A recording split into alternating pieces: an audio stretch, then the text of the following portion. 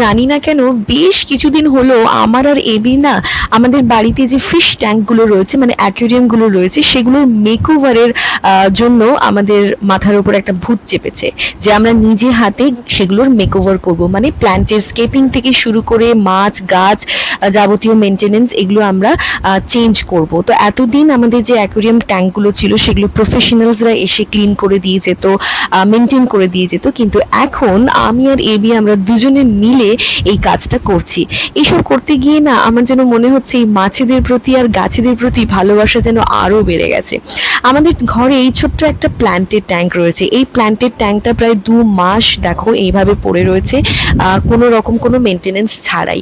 তাই আমি আর AB decide করলাম এটাকে আমরা একটা ভালোভাবে মেনটেন করব, মানে জল চেঞ্জ করব, তারপরে যে গাছগুলো নষ্ট হয়ে গেছে সেগুলো তুলে দিয়ে এই যে গাছগুলো কিনে নিয়ে এসেছি এগুলো লাগাবো, আর তার সাথে কিন্তু ফার্টিলাইজারও নিয়ে এসেছি। তো এই করতে করতে না আমাদের নলেজটাও বাড়ছে, আমাদের প্যাশনটাকে নিয়ে আমরা আরও ডিপলি লার্ন করছি, এতে কিন্তু আমাদের প্রোডাক্টিভ সময়ও কাটছে আর তার সাথে কিছু নলেজও গেইন হচ্ছে।